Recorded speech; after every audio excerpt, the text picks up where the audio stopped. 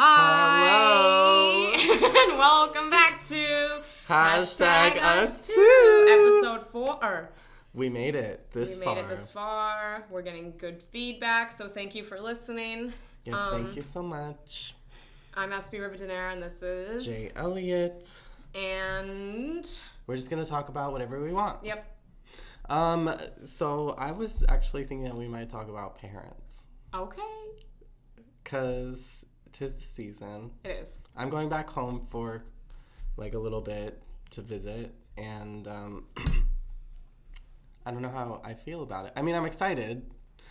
It's always nice to like get spoiled maybe a little bit and see my parents and my brother. But it does get, I don't know. It's been a while since I lived at home. Mm-hmm. I moved out since I was when I was 18. Wow, that's fast. Yeah, I was pissed at my parents and then decided one day that I would leave. And I was like, I'm leaving. We were fighting, and then they were like, bye. Well, are you you're nervous to go back for Christmas? I always get a little nervous, just because I worry that I'll act the same as I used to. Revert back? Yeah, sometimes when they talked to me a certain way, I get these insane feelings that bubble up, and I don't know how to stop it. And then I find myself going crazy, and I'm like, damn it, I thought I would changed, I act like that too. I couldn't describe it for a while, and then it hasn't really happened. And then last Christmas, I think, I don't know, whenever I was home last, I was with my siblings, and I've always had issues with anger. Mm-hmm. And so I feel like it does trigger something, they remember you angry, or something triggers you. And it's hard because my family saw me when I was an alcoholic, so I snapped at somebody in an express because they were being dumb. Mm-hmm. And then my siblings were apologizing for me, and it reverted me back, and I got very aggressive. I was so pissed. I was like, don't fucking apologize for me. You guys always do this bullshit. Then I just looked crazy. And the express people were like, yeah, she's clearly a nut job. But I was furious, and it caused a huge fight, and I was crying. Yep. And I was just ready to go home. And I was so pissed because I was I kind of expected this from mom and dad, but not you guys. Mm-hmm. And then they both apologized later. But I think it's hard sometimes when you've known people for that long. It's we can trigger each other. Yeah, because people treat you as they remember you. Yeah. They don't treat you as you are. Well, that was what it made me angry, too, because my sister said something hurtful. She was like, oh, you're the same. And I was like, it made me more angry because I was like, how the fuck could you say that? I've changed so much. I've been sober for 7 years. And, I was so furious. And then I felt kind of ashamed, too, because I don't really get that angry anymore. And I don't like being angry. Yeah. So it made me feel bad. That's how I feel sometimes when I talk. When I went to visit right before Thanksgiving with my aunt and uncle in LA, and my mom was there, and then my brother and my dad came. And it was fine, and then it's I don't know if there's maybe an anxiety thing, but my mom, whenever anything happens, we can be sitting on the couch and it's fine, we'll talk, and then it's whatever. But if we're going somewhere or doing something and it's high priority, the anxiety's up. Oh my God. And then there's always a fight. And it's just there's no way to avoid it. It's just a consequence of the scenario. I think that happens too. I was thinking about if let's say this is not the same, but it is kind of similar in a weird way. If your family is so close to you, and then let's say somebody you date is so close to you, it's mm-hmm. almost the same how you get into a fight with your boyfriend or something, and then old stuff comes up. It's remember you did this that time, da da da da. Yes. And I feel that doesn't happen with friends as much, unless they're very long term, close together, kind of like family. Uh-huh. And me and my family, had such a horrible relationship for years. We really did. Like, when I was a kid, I was always, like, fighting, and then teenager just got worse, and then college, I was, like, very resentful, and then it just all boiled up, and I, like, left. They had moved to Austin. I was down there. I quit my job. I was like, I'm going to New York, and they were like, you can't. They, like, tried to stop me, and I was like, I'm an adult. I'm going. I don't care, and I, like, had already, because I'm scared of my parents, too. And I knew they were going to try something before I left, and they tried everything, which made me, like, resent them more, because they were like, this is crazy. You don't have a job. You have nothing over there. And I was, like, so much anger, and, like, so much anger from past stuff. And I was like, fuck this. And then I didn't talk to them for a year. Girl, it's good to hear you say that, because I feel the same about my parents. I hate them. I'm kidding. I love my parents. They just make me pissed. Well, I think it's because of the year of time. And my dad literally said that to me a few weeks ago. Because he was like, sometimes people don't understand each other until there's, like, silence. So now that because I don't feel resentful at all. And I needed that time to, like, heal. And I kind of sincerely thought, like, oh, they're just going to be out of my life forever. And then I was talking to my therapist about it, and he was like, are you okay with that? Like, he was like, some people cut them out and they're fine. And I was like, yeah. And then I just burst into tears. And he was like, I don't think you're one of those people. And I was like, but and he was like, there's a way to have a relationship with them where maybe you're not as close, but he was like, I think you should try and reach out. Because my mother is very stubborn too, and she didn't want to reach out. Yeah. And so I reached out to my dad, and I literally was like, she's such a bitch. She won't reach out to her daughter. And he was like, well, she feels the same way. Yeah. And me and my mother had never really understood each other until now. But now it's, like, insane because I'm closer with them than I ever thought. Like, I tell my parents everything. That's amazing. Pretty much. Yeah, I never would have expected it, though. I'm not there yet. I had a year where I stayed away I literally, like, when I said I moved out at 18, I went to Florida. We were living in Maryland at the time. I graduated high school that summer. I said, I'm leaving. I packed up a few things, threw away everything else, and went to Florida. Found an apartment, found a job. You can really just pack up and leave. You can just, I know, it's kind of crazy how easy it is. It's scary, but you're like, once you're in it, you're like, oh. You can just do it. Yeah. But it's like such a crazy idea to a lot of people that you could just pack up and go one day. I mean, I don't think it's crazy for us. I still don't feel like it was crazy because something in me was like, you have to do this. But then my therapist, I was like, they have no faith in me. And he was like, well, on paper, they haven't heard from you. You have a history of, like, alcohol abuse, not hanging around the right people. And he was like, so they're going to be kind of concerned, especially not hearing from you. Like, they have no idea what's going on. Like, I could be on the street. Yep. Like, my little brother would talk to me, and then my parents would be like, what is she doing? And I was like, if you tell them, like, I was like, I'll be so pissed. I won't talk to you either. But, like, my therapist made me realize, like, they, like, just don't get you. Yeah, there were also, I used to run away a lot when I was in... So did I. I used to run away a lot, and my parents would tell me, like, here's what's going to happen when you run away. You're going to run away, and you're going to have to cross-dress to be a prostitute, and then you're going to be stuck there, you're going to become a drug addict, and then you're going to die. And I was like, sounds reasonable. Honestly, like... Oh my God.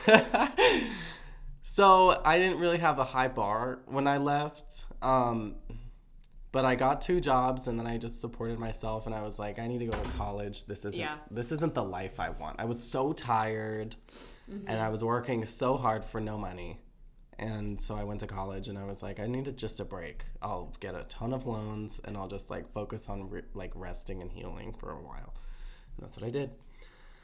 But then living with them for COVID after college... During 2020, I realized, like, I'm just the same.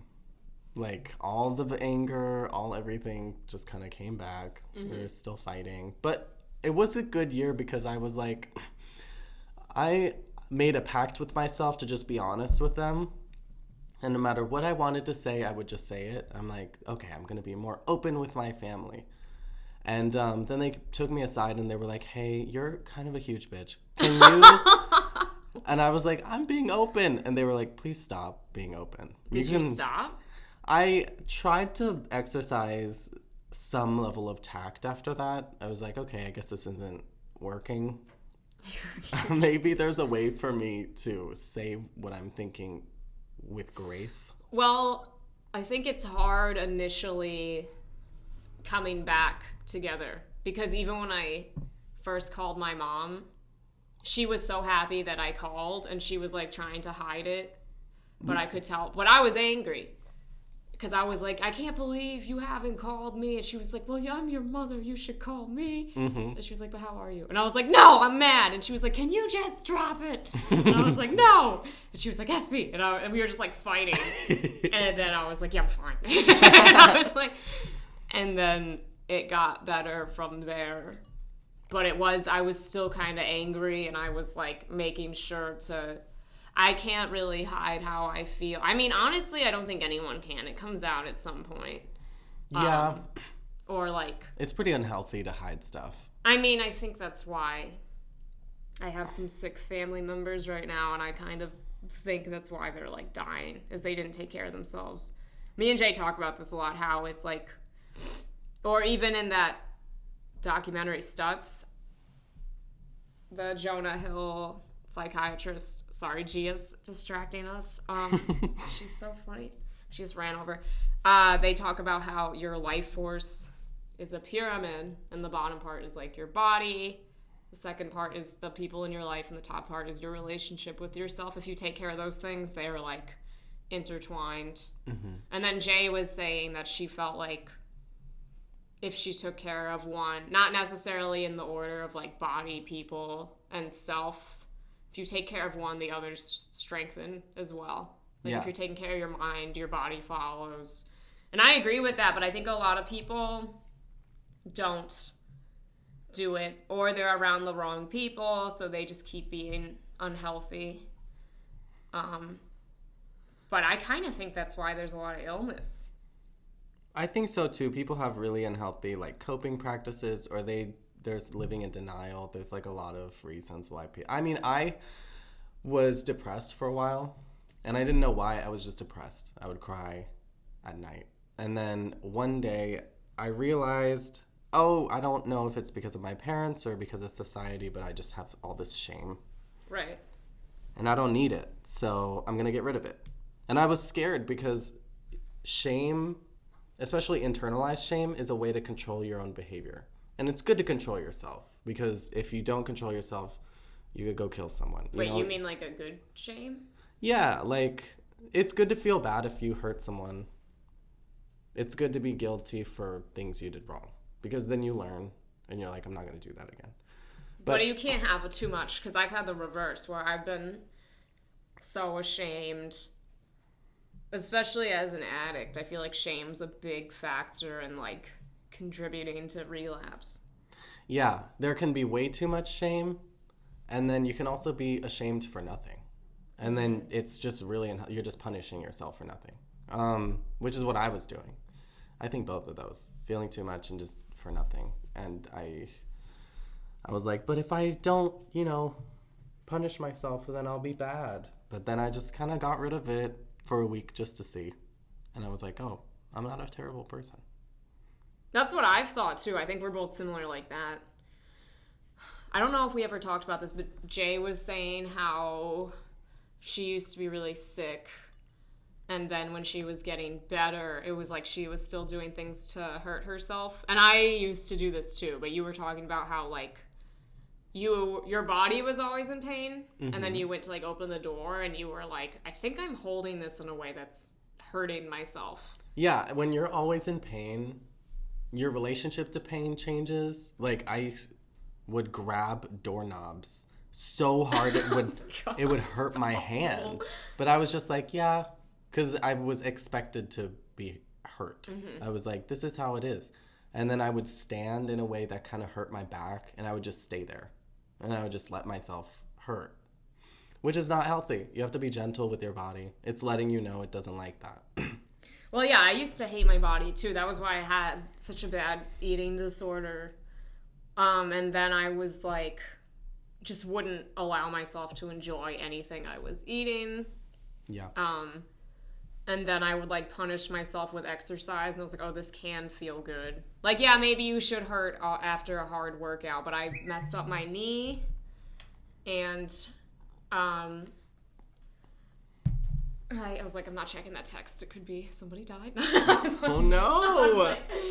I love how I'm laughing about it. I was like, we'll deal with this later. Everything's fine, guys, and oh my god. We both have sick family members. Yeah, our family's not doing well, both of us. But I think that's just part of life as well. Well, it is, because there comes a point where people get older and pass, and that's life. You have to laugh. You have to laugh. You have to laugh.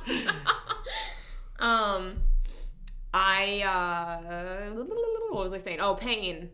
I would do the same thing, because I got sober, but I didn't learn from it for a long time. Like, people, you get sober or something happens in your life, people don't check up on it forever, which is fine, but it took me maybe 5 years to feel like happy, I think, sincerely. But the first couple of years I was still hanging around addicts because I was like, oh, this is what I know. And I think in a way I was also punishing myself. I didn't respect myself enough yet to possibly consider that there were better people to hang out with.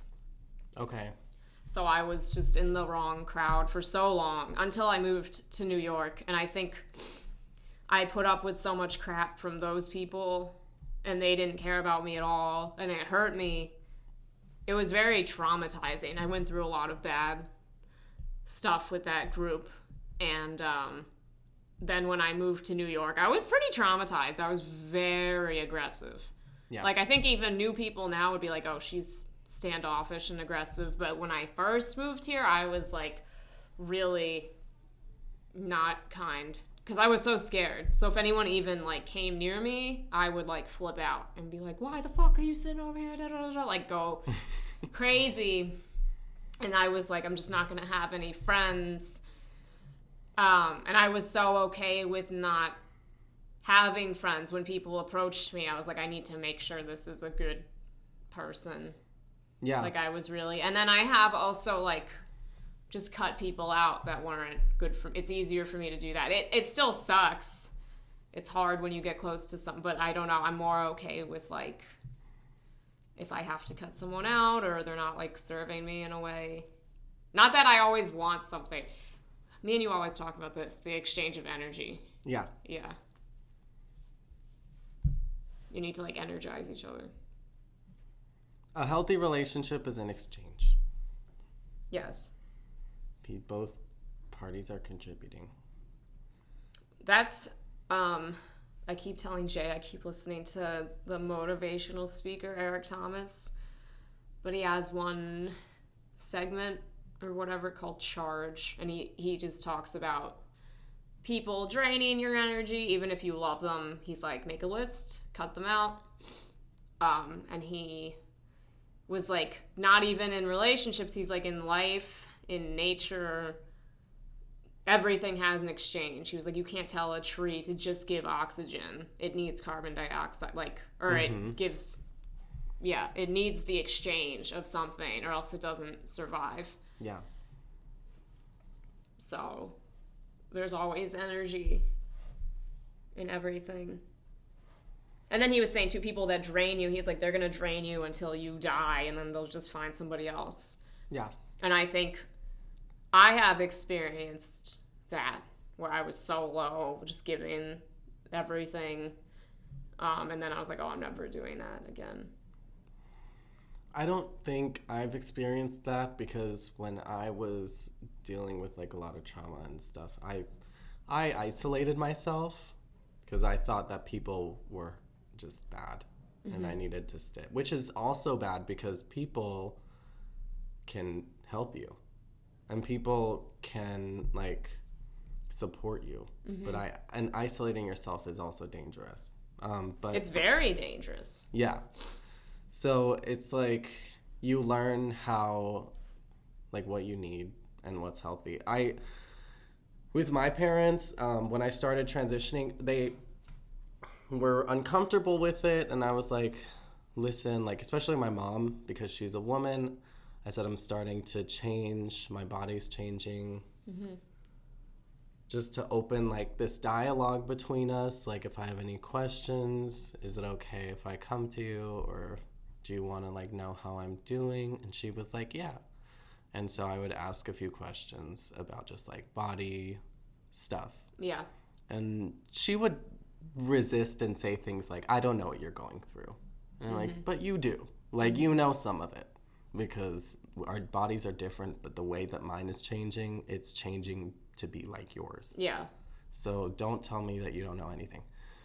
But she did answer, and that was good. And then it just started, like, even if she tried, like, I could tell it just started becoming like one word answers. And it was like, I always say it felt like talking to like when your boyfriend is about to break up with you, and it's just like, Oh, I know. oh no, it's just like talking to them is like pulling teeth, and the relationship is like breaking down. They're barely putting in any effort. And I was like, this isn't what I wanted when I wanted to connect with my mom. I wanted the experience of like sharing this experience with my mom, because when I went through puberty as a boy, my dad was there.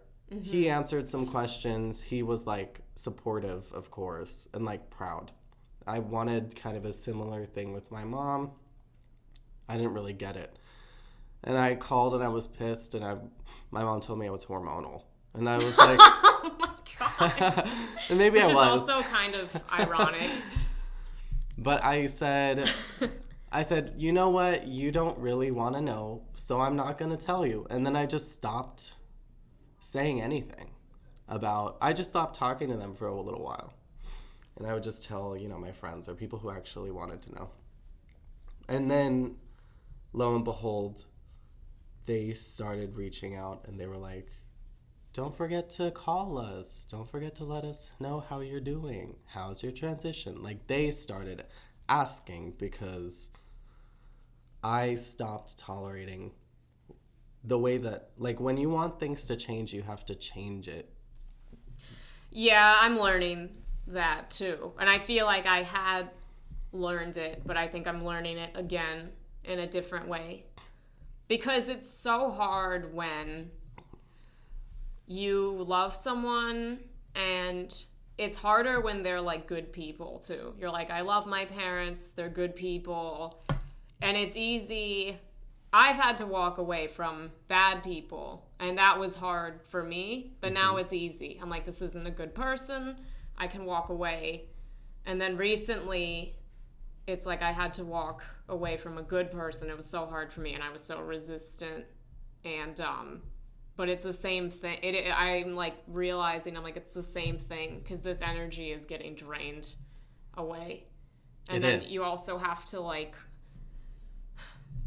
you don't have to say everything. Like, silence is so much more powerful, especially with time. Silence and time, like, if you want to make a point about something, hell yeah, that's the biggest change, I think. I mean, I think there's like 3 things that cause people to change is love, silence, and time.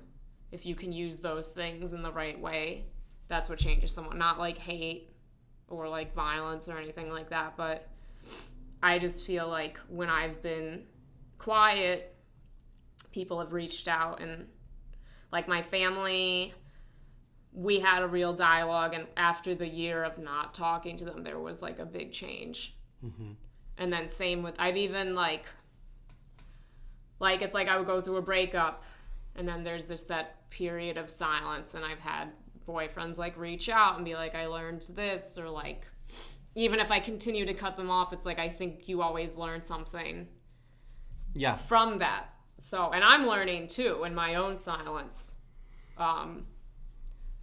So it's just like tough. It's funny, like Also, anytime this goes for anyone, been so desperate for something. Like I was telling you, I was like, sometimes I feel so desperate for love, and it's like I've literally never found love in that kind of mindset or feeling. Yeah. I'm always like, it just makes me feel more like, it's like you need to provide space for it and be relaxed, and like do the self-work and be uncomfortable for a while. I think a lot of people are not okay with being like alone, because I mean the past few weeks I've been with friends and I talk to you a lot, and but then even this morning, like it's like I make space to be alone. Like I don't know what the word is, and I don't know if this has been said anywhere, but I discovered on my own this idea of like when you're dealing with grief, I guess it's like my expand and contract theory. Oh, yeah. Where it's like the expansion is like being with friends, being happy, letting yourself be happy. And then the contract is like feeling that pain, crying, maybe working out, but stuff like really feeling the pain, letting it like come out and pass. And then the expand is like, okay, go out. It's okay. Like breathe. So I think you have to do both. Yeah. And it's not linear, really. You do. I think it's kind of like anything. Like there's like day and night. Like there's different modes. You're like awake and asleep. Both of them serve their purpose. They do, and so many people, maybe 2, 3. You and Carla, my friend Leah, she's a little bit older than us, but she has a lot of podcasts she'll send me or about like grieving or breakups or meditations. And there was one meditation she sent me that was like talking about us making mistakes, like making the wrong choices, being in a really dark place. And it's like, oh, when you're in a dark place, you need to love yourself more. Like there's probably parts of you don't love that are coming up and out. Like I told you, I felt ashamed about like some of my actions or where I felt desperate. And it's like that part shouldn't be. If you shame it, it's just going to make it worse. Yeah. And I told you I was surprised too, because I felt like I fucked up and nobody was shaming me, and it like made it heal. Like I was embarrassed, and everybody was like, it's fine, like you're going through stuff, you're not a bad person. And I was like shocked because nobody was like mad at me.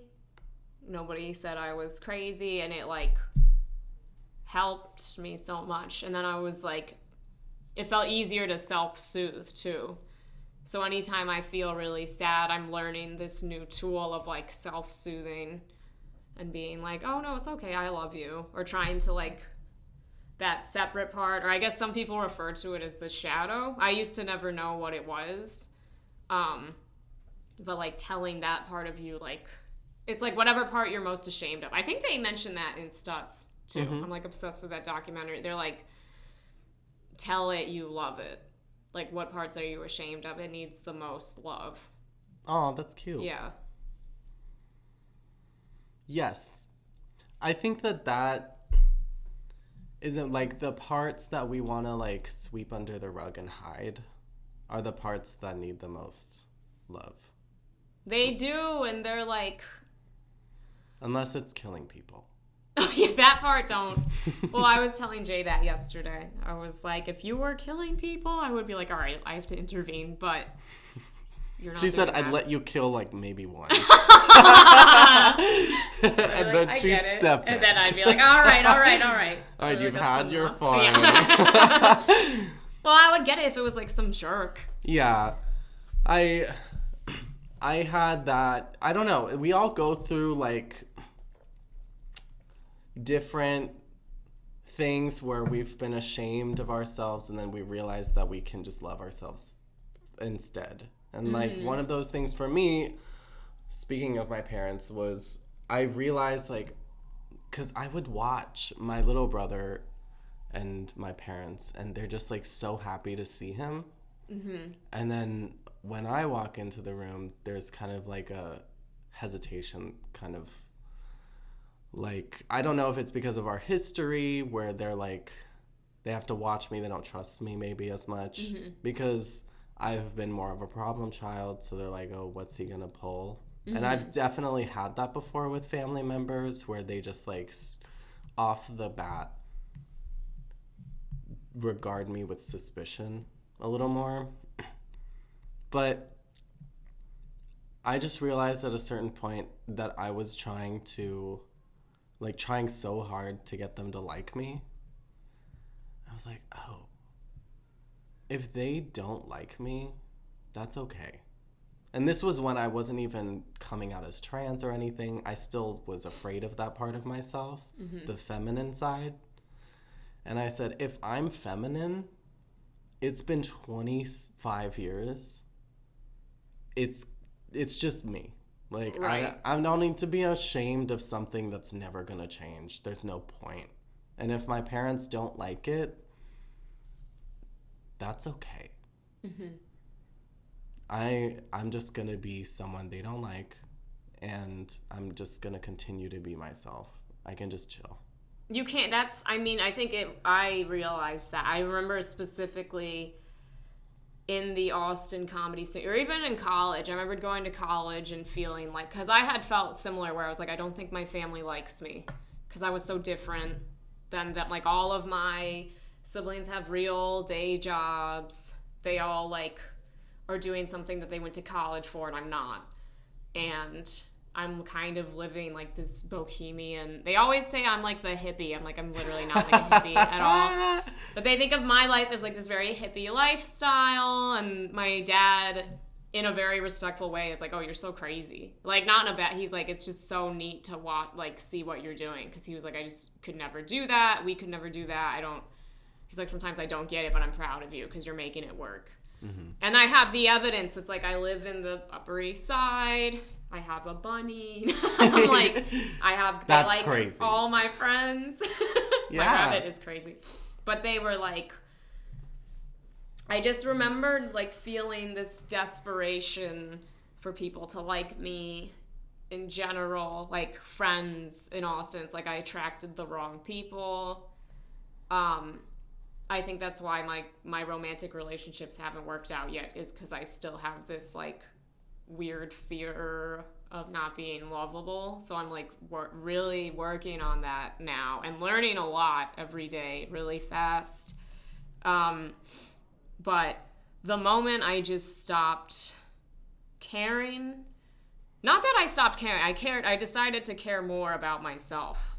Like, I moved here and I was like, I don't give a fuck if Jerry Seinfeld's rude to me. Like, I'm not going to let anyone talk to me bad. Yeah. Because I let a lot of people talk to me bad in Austin. I was like, I don't care who it is, or if I'm uncomfortable, like, people are going to know. And so I was like, I'm going to take care of, like, the inner Espy, like, the kid. Where I was like, I'm not going to let anyone be mean to you. Like, I started to try to treat myself as a child, as like my child almost. Like, if I had a kid, yeah, I was like, I would be very protective and like, because even I had told people there was this cellar comic that was very rude to me a couple times, and I was really like, more than once, twice, yeah. And then I told them, I was like, you know what? And I didn't swear or anything. I was like, because I accidentally barked at them. They're like, you don't know who I am, da-da-da. And I think in my head, I was like, oh, this person's very insecure. But I was tired, and it was the second time it happened. And I was like, if you're really, like, this big of a deal and you're a real comic, you should know how difficult it is on the streets. I was like, I didn't mean to, I'm not trying to be rude. I was like, but even if I don't know you, you don't get to talk to me like that. Mm-hmm. And she was so mean right back. But I was like, no, stop. I was like, I'm not going to be talked to like that. And I was, like, very proud of myself for sticking up. Because I was like, I don't let people talk rude to my friends. I'm like, why would I let someone talk rude to me? Or my family or whatever. So I just started to, like, make the expectations higher. Yeah, and there's, like, some people just... Okay, like, for example, that time that I was with my mom recently when I was in LA, we were going to the airport, and... I could tell, like, she was stressed out. She was driving. I'm also horrible at navigating for people. Like, if I'm telling you where to go, I don't even know how to drive. Yeah. So I'm like, you turn right. and I don't give anyone any my gosh. notice. Yeah. I'm like, turn right immediately. And they're like, holy shit. Yeah. So my mom was getting frustrated with me, which is understandable. But she gets too frustrated, and then she doesn't control the way that she, like, her tone of voice, and it was starting to really, like, make me upset.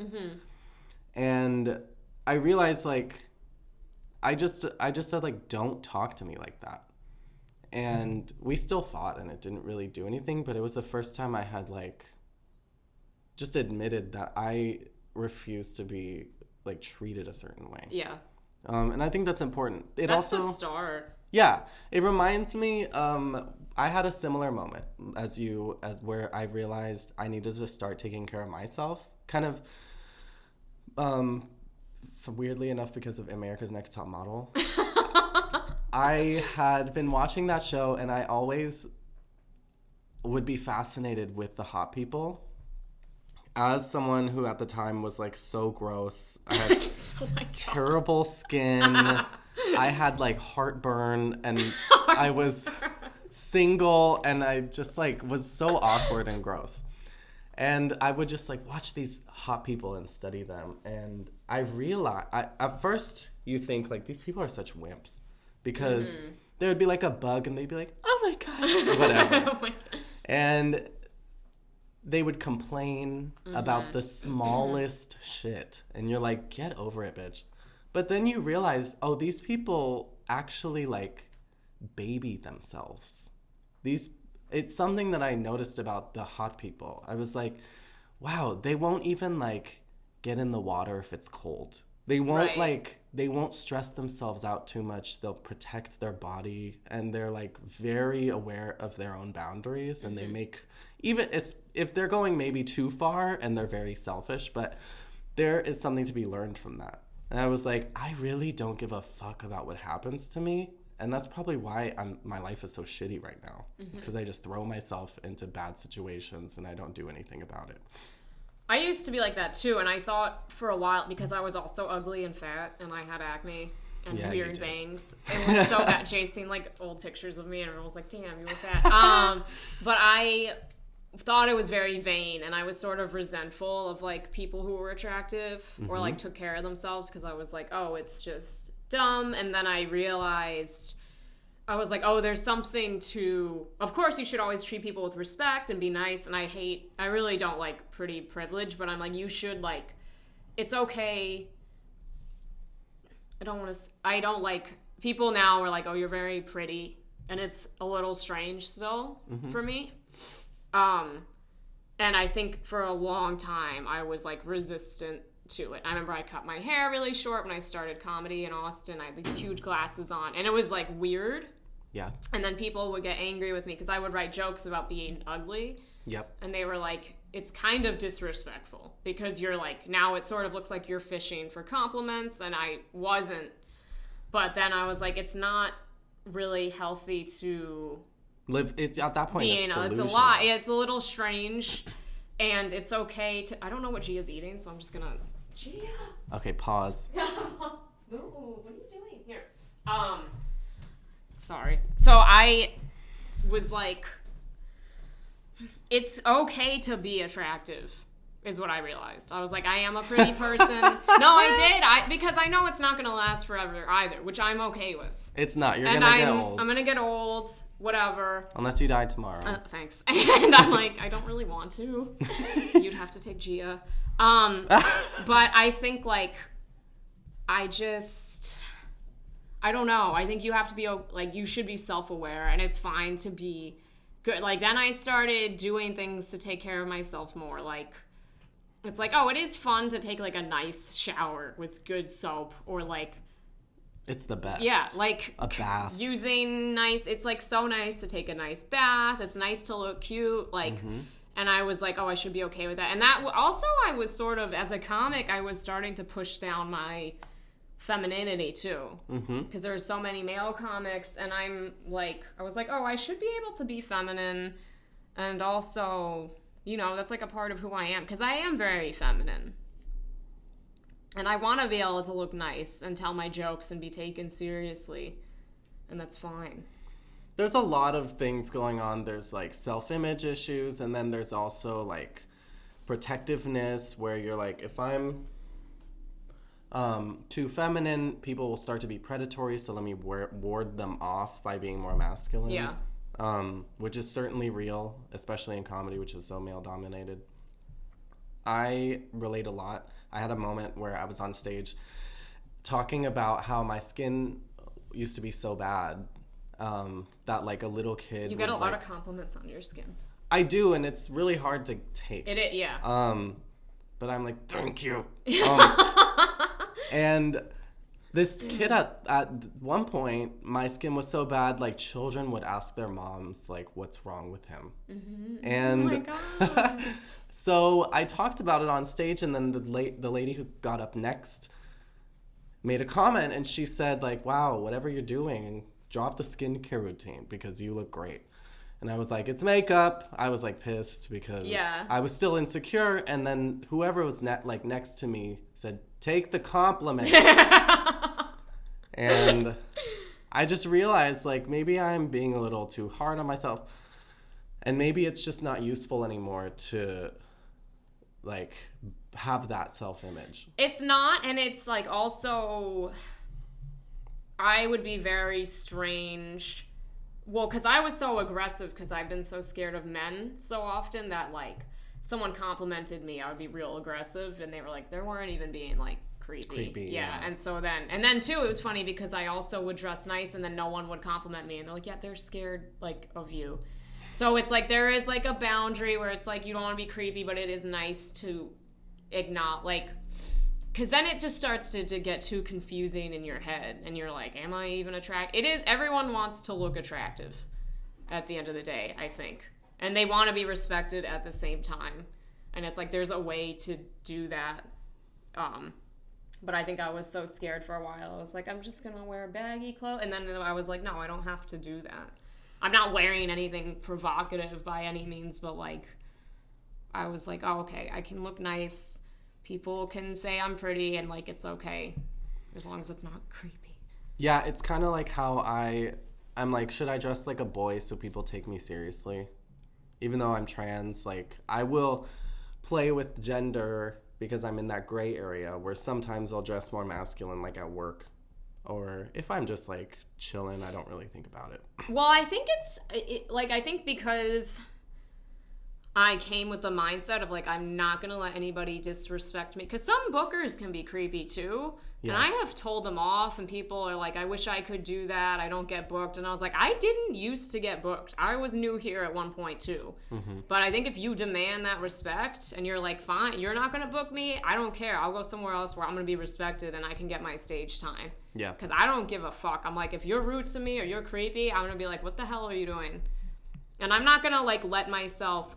I always think, I mean, I guess I think in extremes because this has happened to me, but like with the Bill Cosby thing, I'm not saying anybody let him, especially he like drugged them. But I was like, that stuff does happen. Or I guess Harvey Weinstein's a better example of like, I'll give you this role if you do this. I'm like, I would never, ever, ever, ever do that. Mm-hmm. And I don't blame, I'm not victim blaming at all. Or I'm not like... those people were taken advantage of, but it's just sad where on a smaller level people will be like, okay, I guess I'll just do this even though they're creepy. It's like, no, you shouldn't take that at all. I think women need to demand more respect too. Yeah, men should be more respectful. They shouldn't be creepy, but it's also like one female comic was talking to me about this guy she has an issue with, and she was like, maybe you can talk to him because he respects you more. And I was like, but he's not going to respect you. Yeah, if you want respect, like, you need to demand that. Yeah. Because I've had issues with guys in the past, and then I learned how to talk to them or how to navigate myself or, like, not give energy to certain things. I was like, this person's just not listening. They're not worth my time. I've had people come back to me and apologize or, like... There have even been guys that were, like, creepy to me that are my friends that I had, like, a sit down with and be like, this is what... like how I feel, or like trying to get them to understand and like open a dialogue. But I just don't take I like will not be respected. Yeah, it's hard sometimes as a trans person too, because people are like, well, how are your tits coming in? And I'm like, that's like a Then you have to tell them, you're like, hey, you can't ask about that. Because I think sometimes people just don't know either. Like, you would ask your niece that? Like, that's a crazy thing to just say to somebody. It is. But they just do it, and you have to let them know. You have to. And I have gotten angry. I remember I've always gotten so angry when dudes are just, like, catcalling. And my ex-boyfriend was like, I get why you're angry. And he was like, but they don't know. I was like, how the fuck do you not know? And he was like, imagine living with, like, a trash parent. And I was like, this is how you get women. Yeah. And that's all they know. And it doesn't excuse it. But I was like, people need to speak up. That's why I get frustrated when I remember my parents being like, if someone's harassing you, just be quiet. And I understand that they're like, this could be a dangerous person if they're acting like that already. Yeah. But I have my own like belief of like, if there's other people around, you should absolutely say something. Like, stay safe. Get people involved. But get people involved, talk. If I see some shit going down, I jump in there, which might not always be the best. But I mean, I try to stay safe, but I'm just like, I don't know.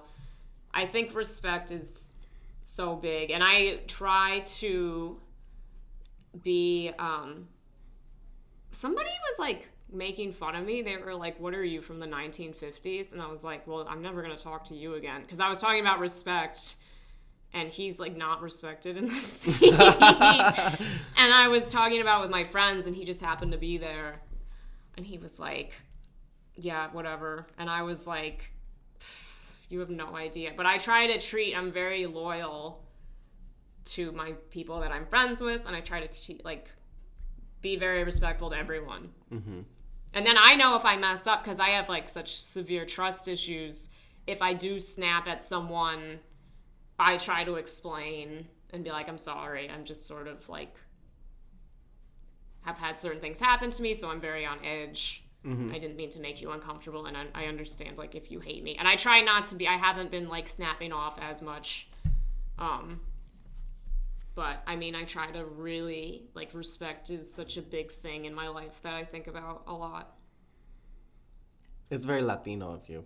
Is it? Yeah. It reminds me of my parents. That is something that you do in a community.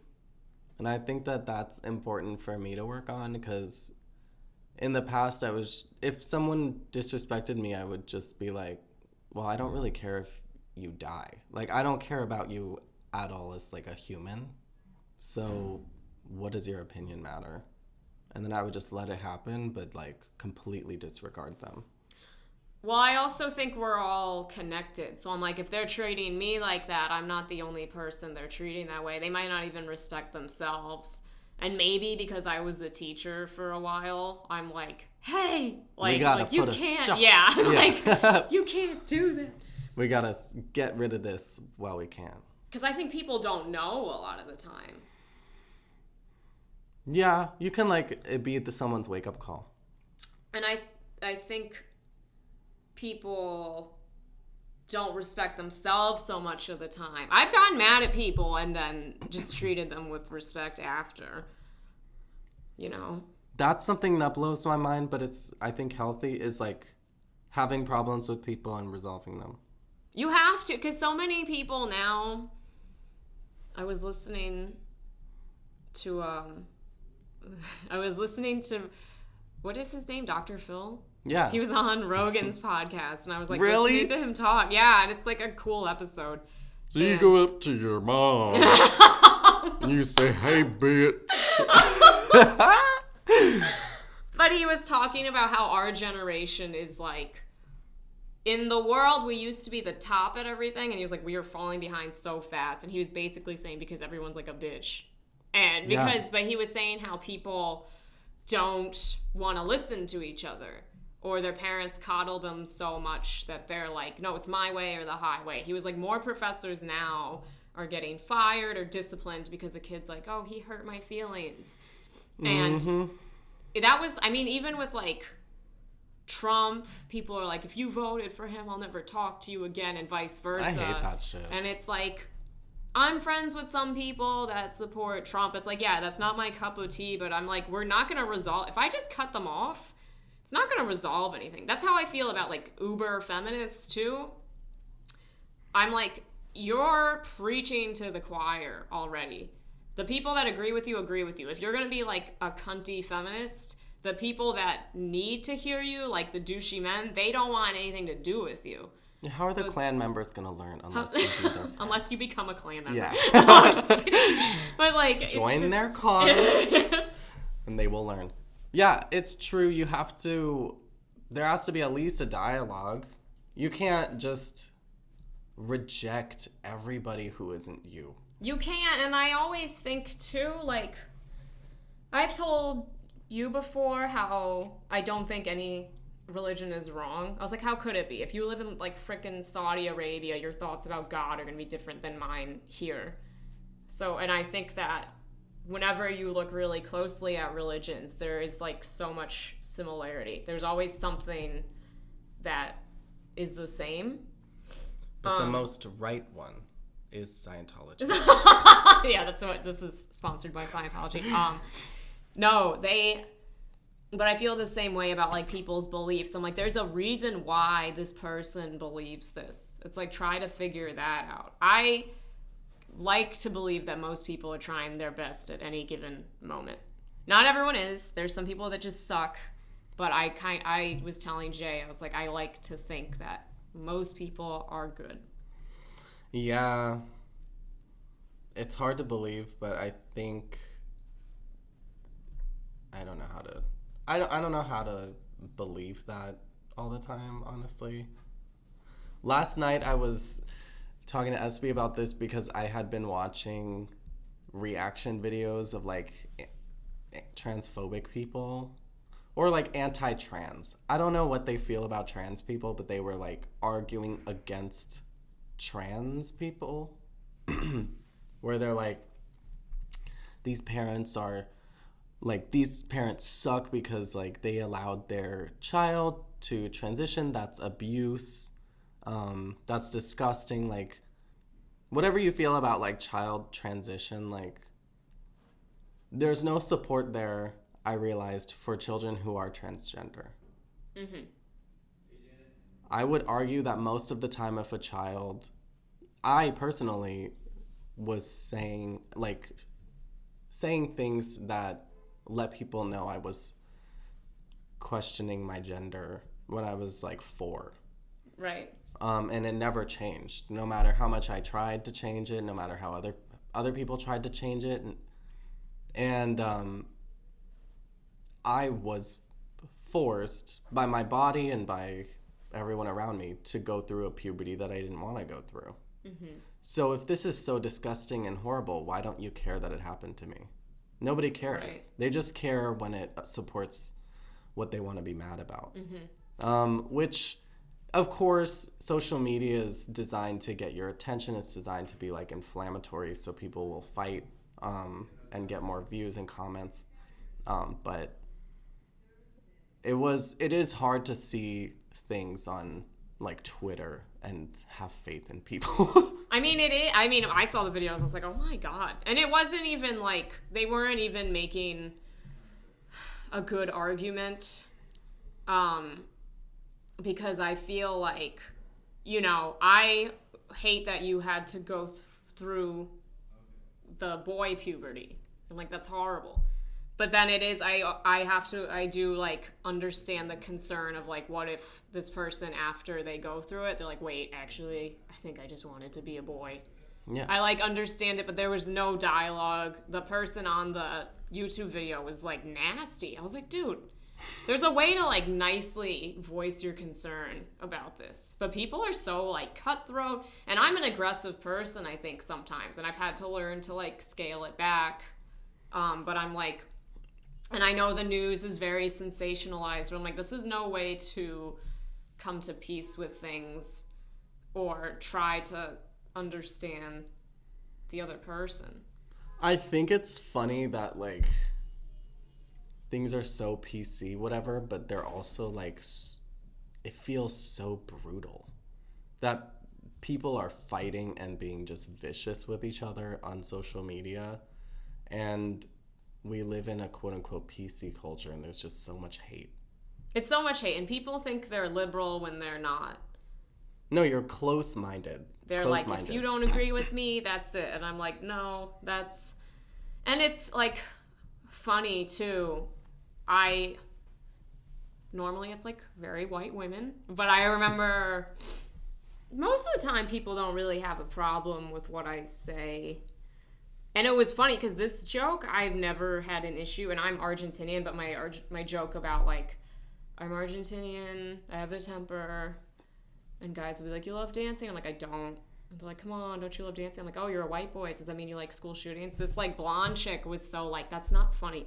What? And then I was like, well, you're not even Argentinian. So, like, and then the crowd was laughing. But I was just like, and then I tried to be kind to her because I was like, I do want her to understand what I'm saying. And so then I kept doing my material, and it was like, breakup stuff, drugs, alcohol, and I was like, see, I'm sad, so I'm trying to get better. And then she was kind of laughing, and I was like, but we're not, like, it was like, nobody up here is trying to hurt you, like, we're comics. And people were like, you handled that really well, because she just, like, yelled out. She was like, that's not funny. And then I have to remember, too, like, I felt angry when she said that. I was like, oh, she's disrespecting me, but I was like, for some reason, she felt compelled to shout out. Yeah. That's why I think sometimes... I don't like when they're like, comic destroyed this heckler. I'm like, let's try to, like, understand where there's, like, a reason why there. And you should still be funny. Like, yeah, maybe always go for the funny. I was still being funny, but I also was like, I don't want to be mean to her for some reason. Yeah, if you can gracefully find a way to humiliate them. Yeah. It's good to... That way they don't feel humiliated. Maybe they, like, learn something. Our job is to make it fun for everyone. Yeah. So if you're not able to do that, I would say that you just need to become more skilled. Maybe practice more. Right. Because that's the goal. I think there's a lot of comedians where they're like, fuck everyone. And there's also comedians who say, like, the crowd sucked. These jokes are funny. I know it. And you're like... Everyone has that... maybe one bad show where you're like, I know this stuff works, but if you're like pissed at a crowd for not laughing, you're probably just covering the fact that you're embarrassed that your jokes don't work. Well, that's usually what anger is like covering for something else or like a defense mechanism. But I have found that, I mean, honestly, normally the audience is right. And then there have been times where I'm like, these jokes work, I don't understand. And then I listen to the set later and I'm like, oh, dude, you were like so tired. You weren't saying it the same way you thought. Like, sometimes you realize stuff after. But I used to lash out at the audience sometimes because I was like, oh, this is funny. You guys are just too da-da-da. And then, like, I used to be angrier on stage just because I was, like, at an angrier time in my life. And then I was like, oh, you're, like, scaring them. So I had to, like, chill. And then one of my good friends was like, it's not really a good look to, like, go off on the crowd. And no, you're rejecting. That's how we learn. If they're not laughing, we need to accept that and we need to learn from it. But if you're getting mad, you're rejecting that fact and you're refusing to grow. I was refusing to grow, and then I also was like, what the fuck was I thinking getting mad and then being like, laugh at this one because they're going to be like, fuck you. Like, and I read something really good too. I think it's called like Mastering Stand-Up.